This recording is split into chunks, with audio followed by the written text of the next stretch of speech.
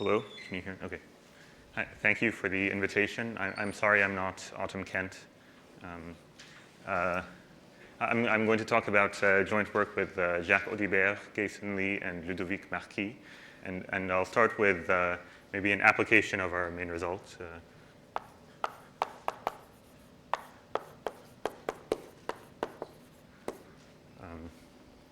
The statement is that for all n at least 3, SLnZ contains a Zariski dense subgroup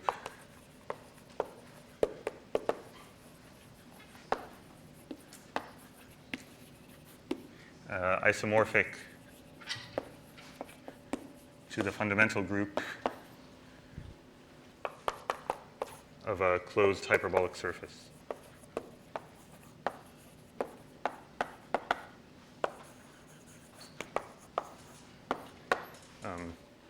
So whenever I say surface group or surface subgroup, I'll be talking about the fundamental group of a closed hyperbolic surface.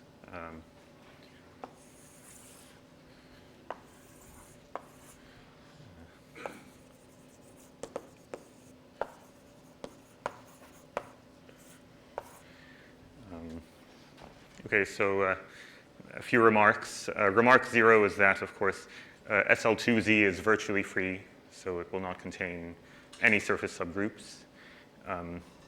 But also, I really want to highlight Zariski density in the statement. So maybe remark 1. So let me give you a non-Zariski dense surface subgroup. So for, I don't know.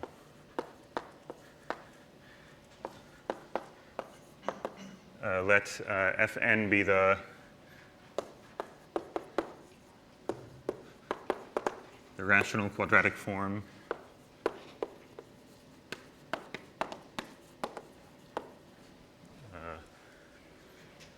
in n plus 1 variables. It's a diagonal form.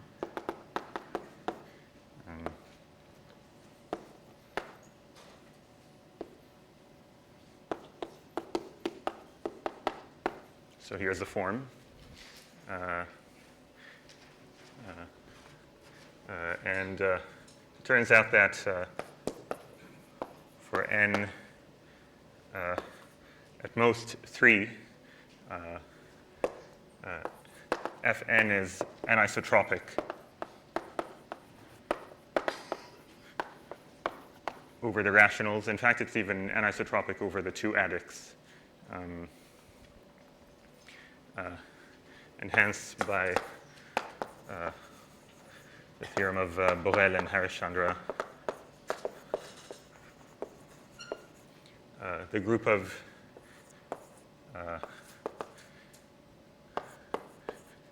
integer points of the orthogonal group of this form for this n, for such n, constitute a uniform lattice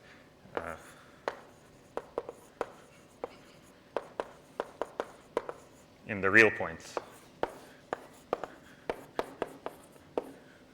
for such n.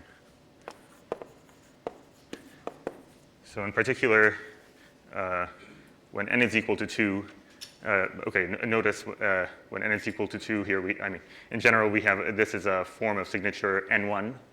And so this will be, essentially the isometry group of Hn. And so when n is equal to 2, we get a virtual surface group here. And so that gives us a surface group inside SL3Z. And of course, we can then put SL3Z inside SLnZ for n at least 3. But these surface groups will all be trapped inside this algebraic subgroup. So they will not be Zariski dense.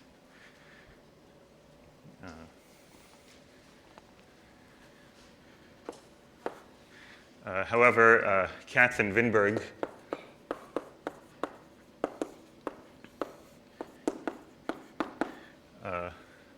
found a more interesting surface groups inside SL3Z.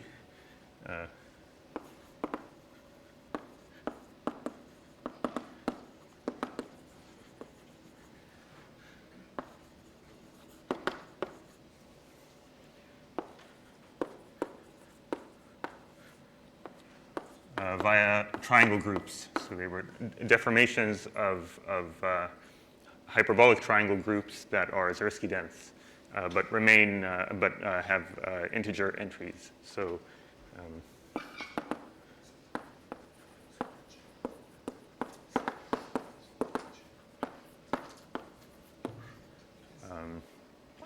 and really this is the starting point for our work and for essentially all the work that I'm about to mention. There's also,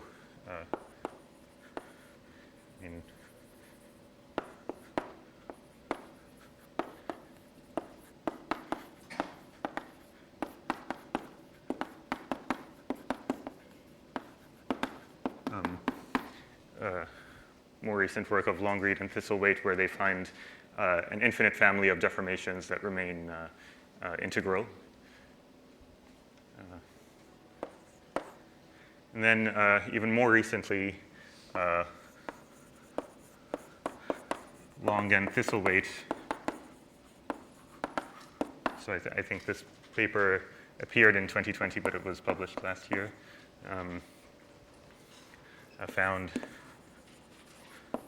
Zariski dense surface subgroups of SLnZ for all odd n.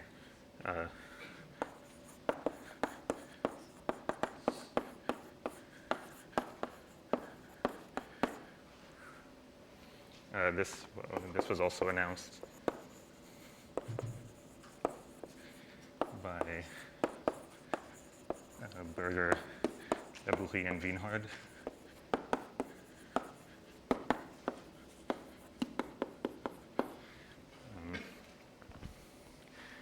And maybe I'll mention also one of the results of my co-author Jacques. So,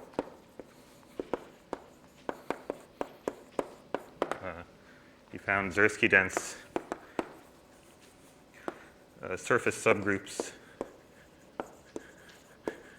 of all the other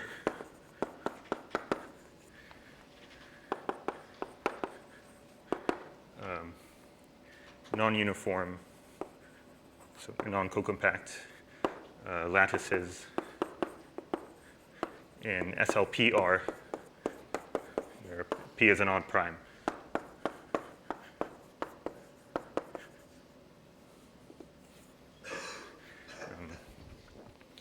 So if you combine these two results, you have that all non-uniform lattices in SLPR for P and odd prime contain Zariski dense surface subgroups. So something that unites all the surface subgroups on this board is that they are Hitchin. So they're and that's really the way that so they produce surface group representations, and at some point these authors want to verify faithfulness of these representations. And the way they do so is by showing that they are deformations of a particular representation, and it's known that all representations in that component are faithful. This is a well-known result of Labourie and Falcon-Goncharov. Whereas actually, as soon as n is at least 4, our surface subgroups you'll be able to deform them to non-faithful representations, and in fact, they won't even be Borel-Anosov for the experts. So, but you can arrange for them to be P1 Anosov. In fact, you can also arrange for them to not be Anosov, but probably they'll still be relative Anosov.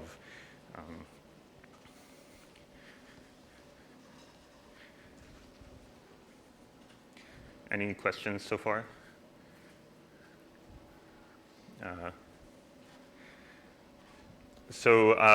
I mean, these results all fit within a broader framework. I mean, there's a question that I think, I think the answer is widely believed to be yes. but it remains a question. So say X is a symmetric space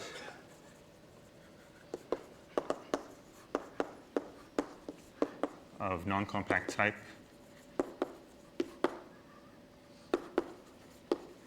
And gamma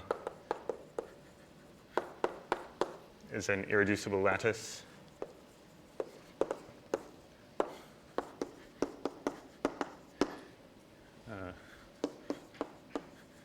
Does gamma contain a Zariski dense surface subgroup? There are many ways you can phrase this question, but you can ultimately reduce it to this form.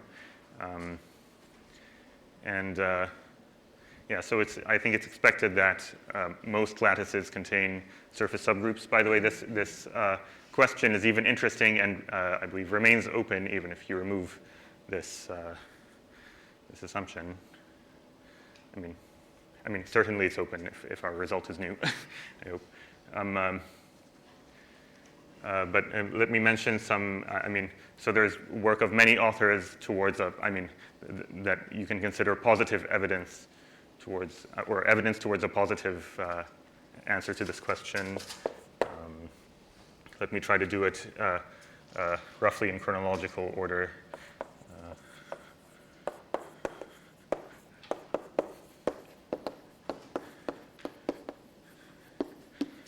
Work of Cooper, Longreed, Lackenby.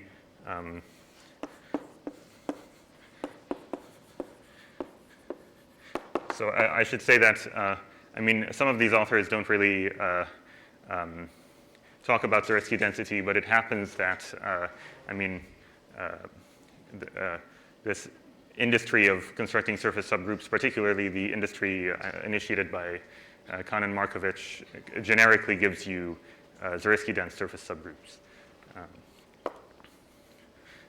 Work of Hammenstedt.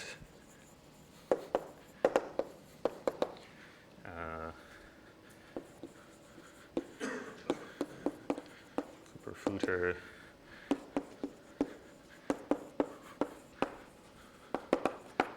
Kahn, Labourie, Moses. Conwright.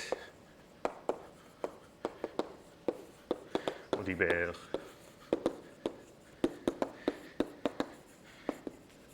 Edelman, Munoz, I'm sure many others.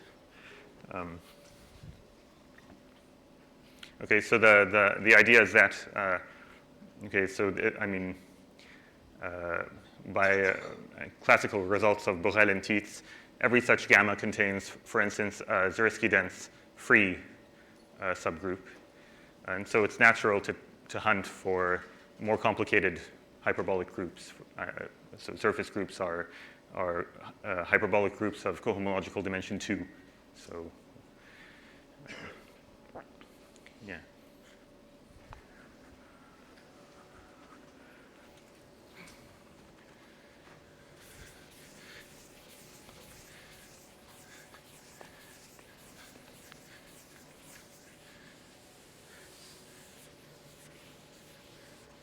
Maybe in light of Sebastian's talk, I'll also mention that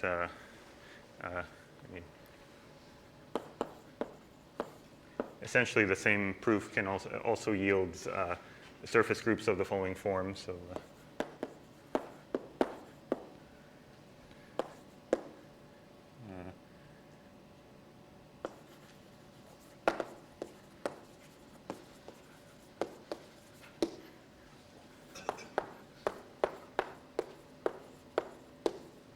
you can replace this with the ring of integers of any real quadratic field, for example. You can find a surface subgroup that's discrete in SLnR, even Anosov, but whose Galois conjugate is topologically dense in SLnR. course, the holy grail would be something that has dense projections to each factor. So this is a particular kind of thin group inside this lattice viewed as an irreducible lattice inside SLnR cross SLnR.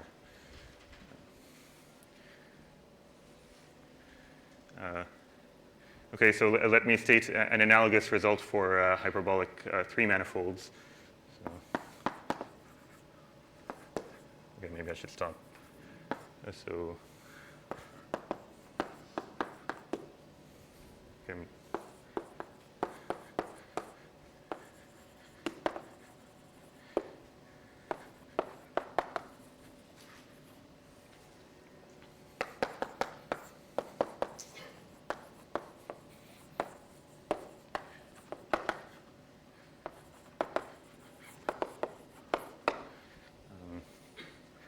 So for all n at least 4, SLnZ contains Zariski-dense copies of closed hyperbolic 3 manifold groups.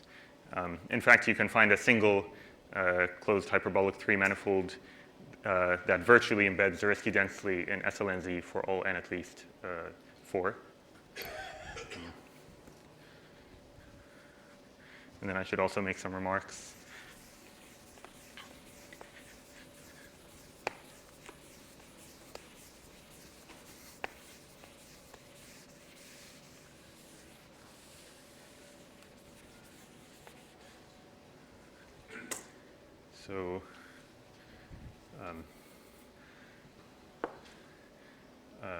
So there are analogs of the Katz-Winberg triangle groups in SL4Z that were already known. Analogs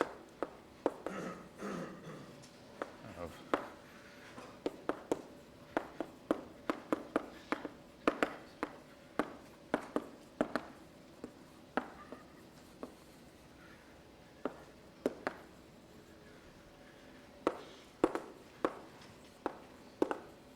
So these, so you can think of them as, tetrahedron groups in SL4Z. And Zariski-dense such groups were already known for instance, to Benoit and to Goldman. And in fact, they were motivating examples in Benoit's, that guided Benoit's theory of convex divisible domains in projective space. And then, okay, I guess all the other remarks I was planning to make were already made by Sebastian. So, it's open whether SL3Z contains a Zariski-dense surface subgroup. I believe it's a question of Long and Reed. It's related to, for example, the question as to whether SL3Z has a Hausen property if finitely generated subgroups have finitely generated intersection. But it's also not known, maybe I'll mention, it's not even known if SL3R contains a discrete copy of a surface group star Z. So this would be a necessary condition to contain a fundamental group of a finite volume hyperbolic 3 manifold, but even this is not known. It's known that such a thing can't be Anosov, for example, in SL3R, but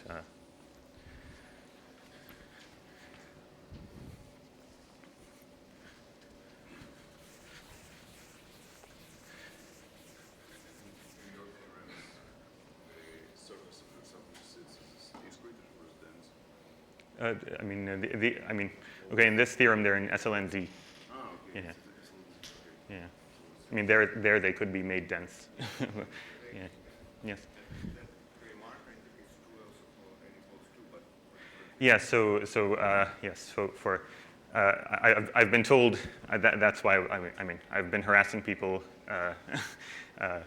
as to whether this is true for n equals 2, this would be a particular kind of semi-arithmetic group. And apparently the answer is yes. Yeah. I've even been told that, so maybe I'll mention for n equals 2, I've been told that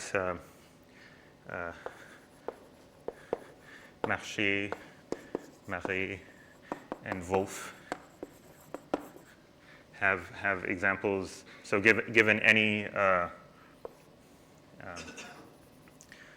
given any m even, they can find a closed, a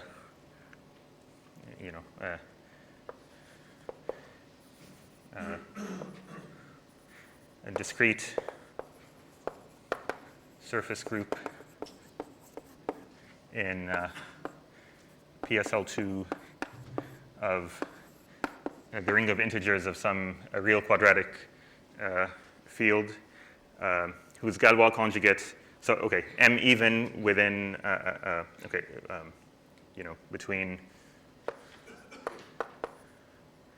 2g minus 2 and 2 minus 2g. So what they can do is find a discrete surface group in here whose Galois conjugate is in the mth Euler class component of the character variety. Of course, I mean, this is optimal because Galois conjugation will not change the parity. So in particular, if you can find a faithful representation of a surface group into here that, viewed as a representation into PSL2R, lies in an odd component, then you've resolved Benoit's question, the question that Sebastian mentioned in his talk. But that seems hard.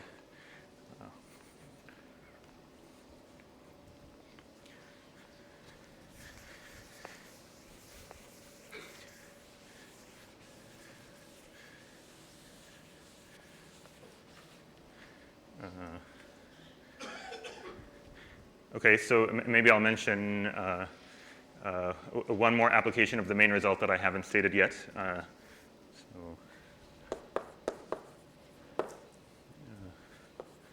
It's related to Genevieve's talk. So the statement is that for all n greater than or equal to 5, there are Zariski dense subgroups of SLnZ that are that is finitely generated but not finitely presented. So I'll call such a, as Genevieve did, I'll call such a subgroup a witness to incoherence. And I'll remind you that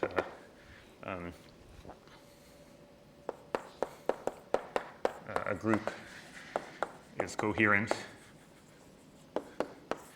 if all its finitely generated subgroups are finitely presented.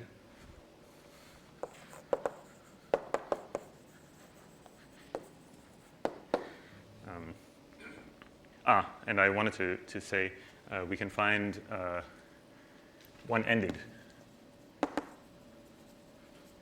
such subgroups. I'll comment on that in a moment.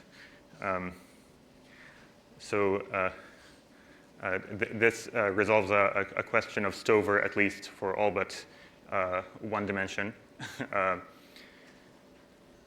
So some more comments. As Sebastian mentioned, it's a question of Serres from the 70s, whether SL3Z is coherent.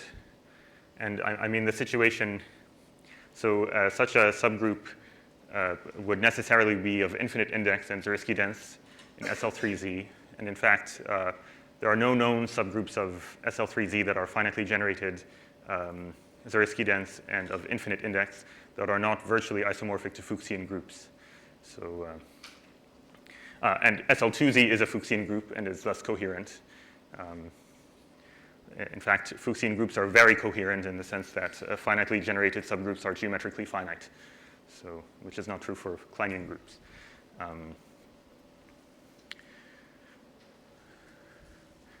What more did I want to say? So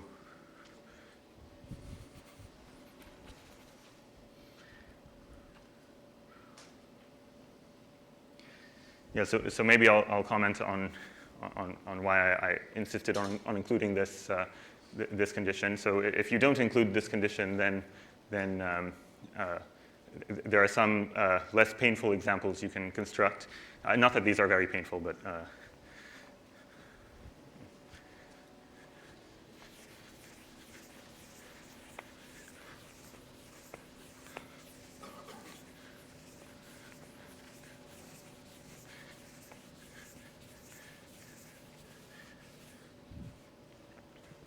so freely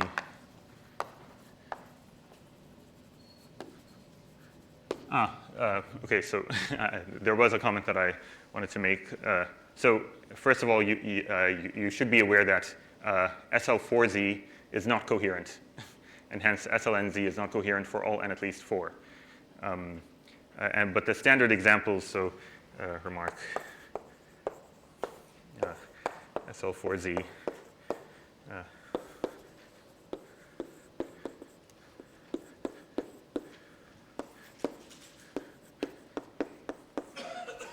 Is not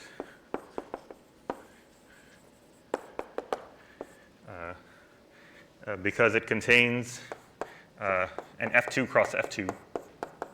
For example, you can take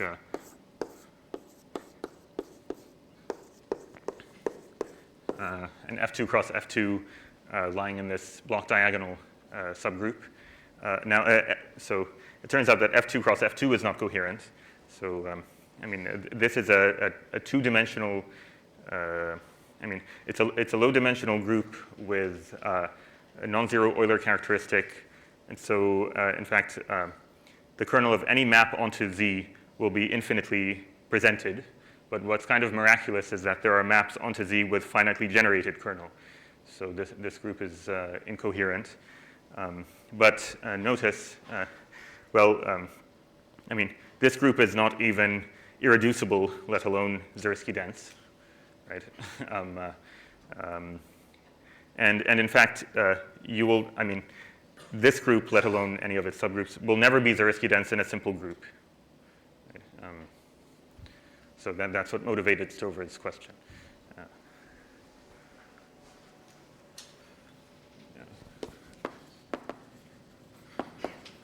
So it was pointed out by Kostas Tsouvalas that there are some straightforward, freely decomposable examples you can construct just from basically the idea of Bodichian mess. So you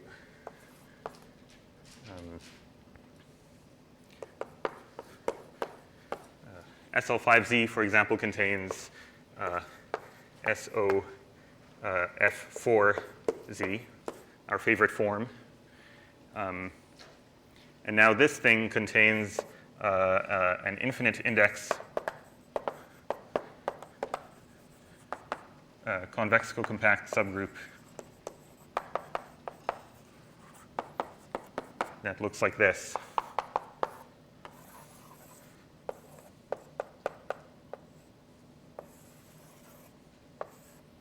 So it's a double of a hyperbolic 3 manifold group along an embedded totally geodesic hypersurface, or in this case, surface subgroup. And now each of these 3 manifolds, well, you can pick it to fiber, and this will give you a normal subgroup of this thing. What should I call this? W for witness. So you can find a normal subgroup that's finitely generated, infinitely presented.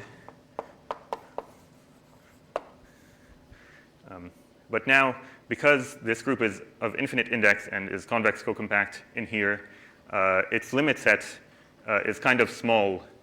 I mean, I won't get into more details, but its limit set, for example, in let's say the full flag manifold of SL5R is kind of small, which allows you to play ping pong with, for example, a Zariski dense free subgroup of SL5Z. So you can find, I mean, I'll even say can easily find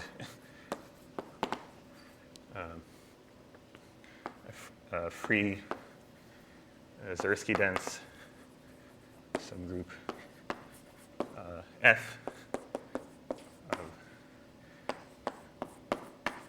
SL5Z such that the group generated by W and F splits as the free product of these two things.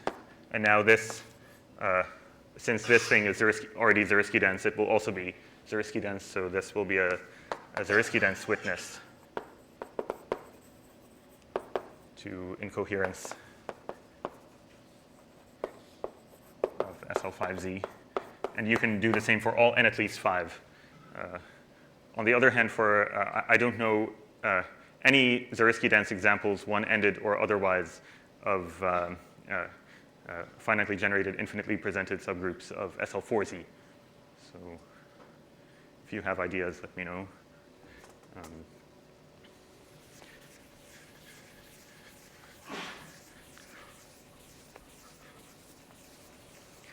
So the strategy for all the results that I mentioned is the same, and it's very straightforward. So the strategy is to first, the strategy for finding interesting Zariski dense subgroups of SLnZ is to first embed the interesting group as a finite index subgroup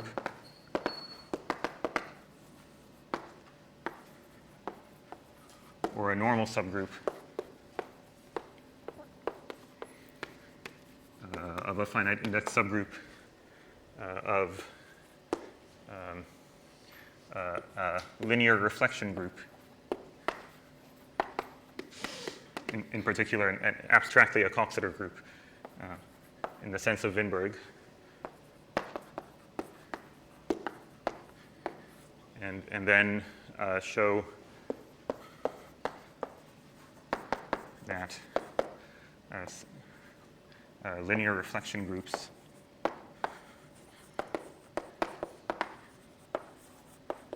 are frequently Zariski dense in SLN, but in fact, since we're talking about reflection groups, let me write SLN plus minus, where plus minus indicates that I'm also allowing determinant -1. So let me tell you what these things are, what these reflection groups are.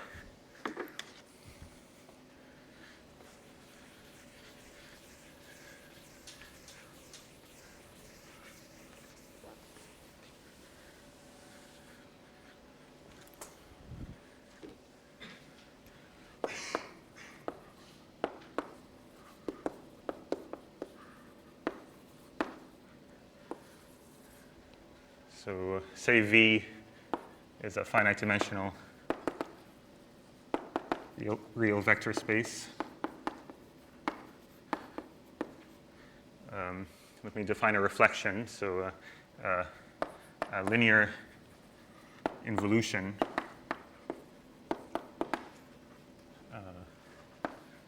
say sigma of V is a reflection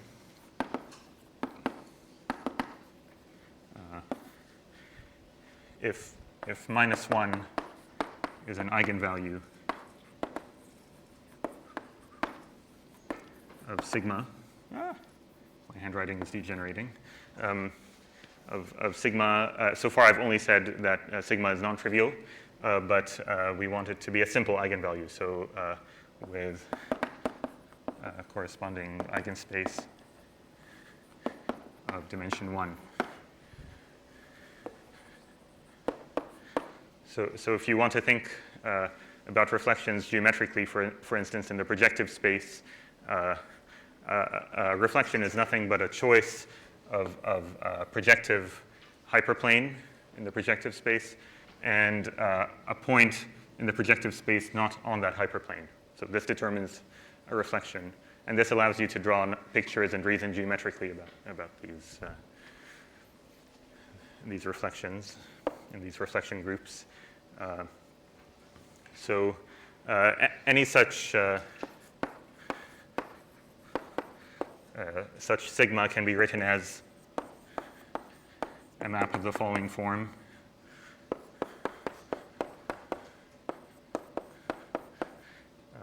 Where alpha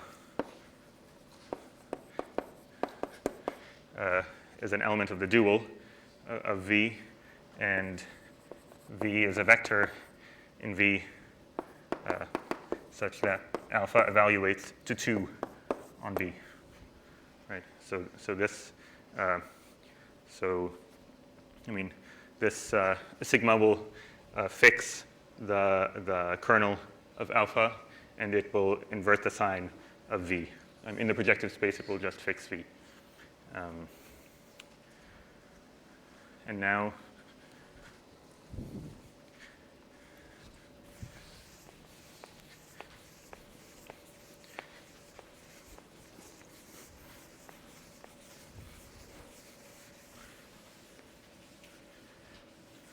say we have a collection of such reflections.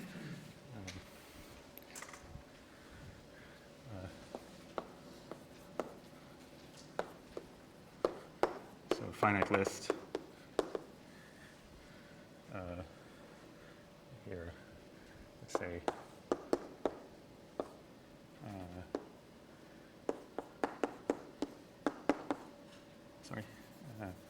x minus alpha I x v I. So say we have a finite list of such reflections, and suppose assume no inequality of the form alpha I is non-positive, follows from the others.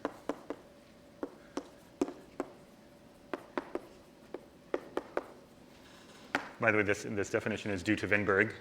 So you say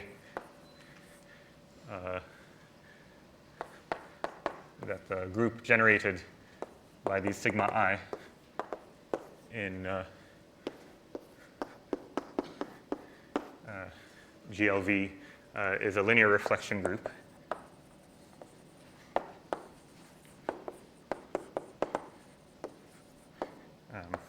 If what you expect to happen happens. So first of all, you have a fundamental domain. The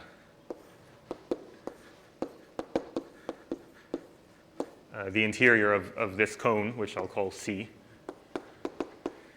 is non-empty. And the translates of this cone tile. So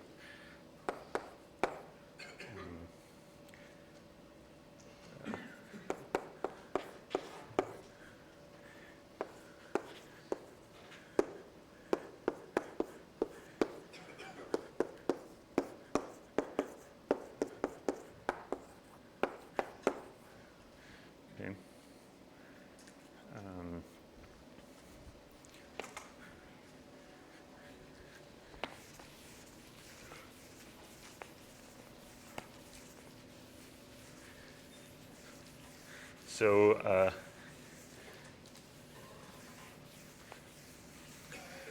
this is a very, I mean, it's a beautiful definition. It unifies all I mean, notions of reflection groups that you might be more familiar with. For example, reflection groups in constant curvature spaces. Yes? Let's of the code In fact, so Winberg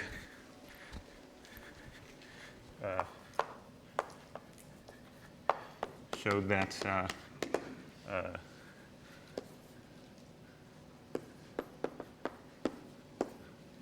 the union of these is a convex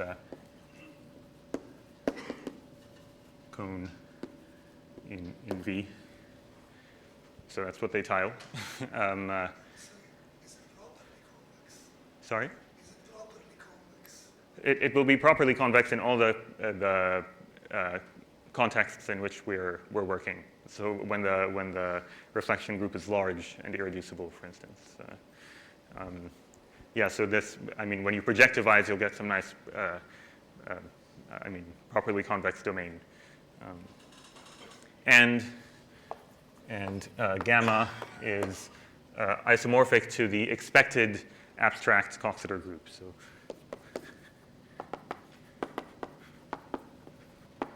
you can just look at what the generators do and deduce what the group is.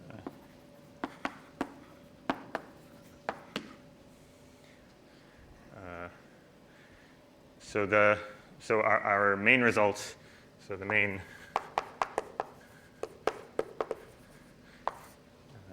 result is that such reflection groups are often Zariski dense. So suppose gamma is a reflection group. I should say here reflection group in V.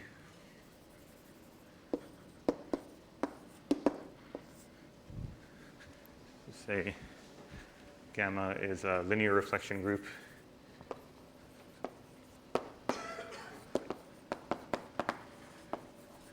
in a finite dimensional real vector space V, and that gamma is not virtually abelian.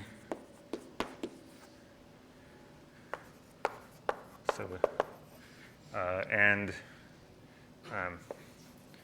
that the action of gamma on V is irreducible.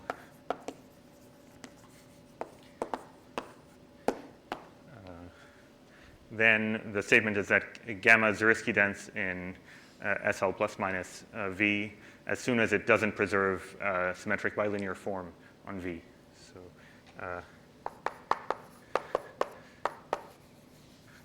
preserves no non-zero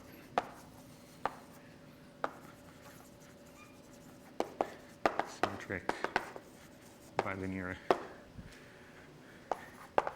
form on V, then gamma is Zariski dense in this group.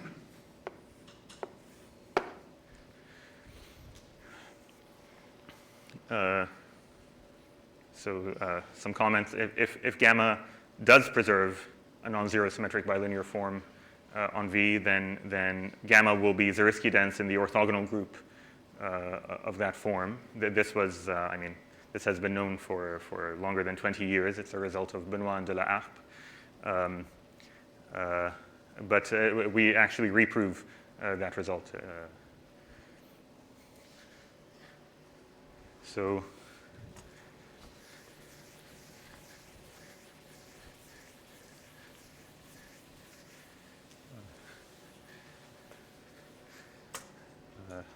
maybe since I'm running low on time, I'll just mention some things about right-angled Coxeter groups. So maybe like a nice remark. Any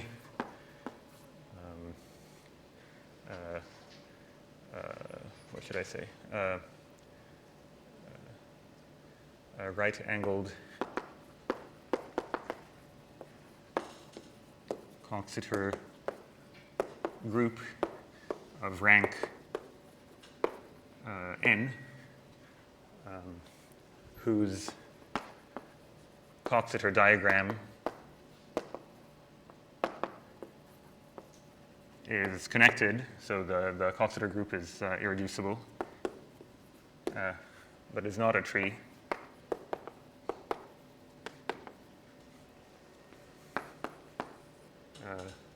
Can be realized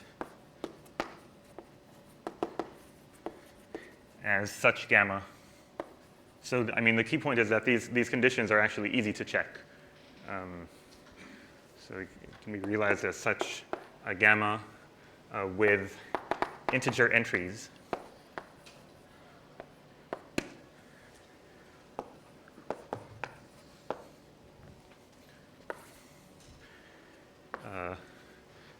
And with v equal to Rn. So, by the way, the conventions for a Coxeter diagram that I'm using here are it's the opposite conventions that Genevieve used yesterday for the defining graph. I mean, I would call that the nerve. Also, so in fact, any irreducible right-angled Coxeter group on at least 3 vertices has a finite index reflection subgroup whose Coxeter diagram is not a tree. So that gives you Zariski-dense embeddings or virtual Zariski-dense embeddings in SLnZ for infinitely many n. But actually, you can fill in those gaps. There's a small trick to fill in those gaps. So the conclusion is that an irreducible right-angled Coxeter group on at least 3 vertices virtually embeds Zariski densely in SLnZ for all sufficiently large n. The issue is that if you're only working with right-angled groups, n might be huge. Because to get an interesting right-angled Coxeter group, you typically need a lot of generators. But this already gives, already get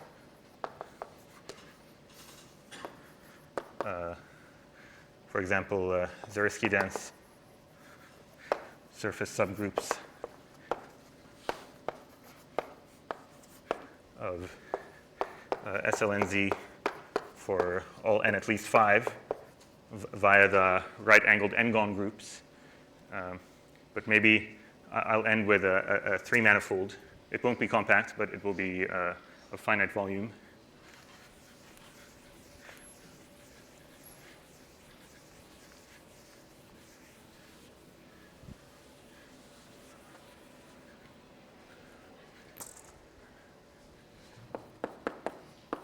So I'm not very good at drawing polyhedra, so I will draw lines and circles.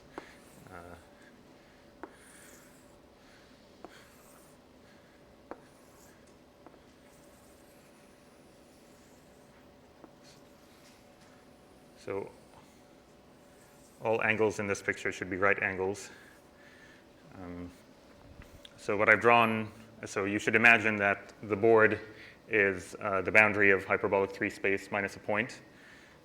And I haven't drawn a polyhedron, but I've drawn lines and circles that determine geodesic planes in H3. And so this gives you a finite volume right-angled polyhedron in H3. I mean, these walls bound a finite volume right-angled polyhedron. In fact, this is the Ratcliffe-Chance polyhedron in dimension 3. Probably, it's, I expect that this is the right-angled polyhedron of smallest volume in H3, but this appears to be open. I don't know if people, I'm just going to put that out there in case people know. But okay, it turns out actually that this polyhedron is, virtually gives you the Bromian rings complement group. So, if you think of it as an orbifold, it's finitely covered by the Bromian rings complement. So, what we'll get in the end is, that pi1 of the Bromian rings complement virtually embeds Zariski densely in SLnZ for n at least 6, because I've drawn 6 sides here. And in this example, it's easy to see, because if I double along one side, I get something with, so I can keep gluing copies of this polyhedron, and the number of sides will be incremented by 1 each time. So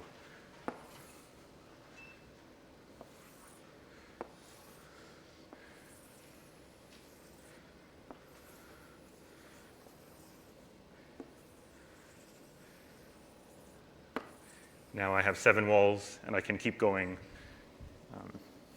Okay, I'll end there. Thank you.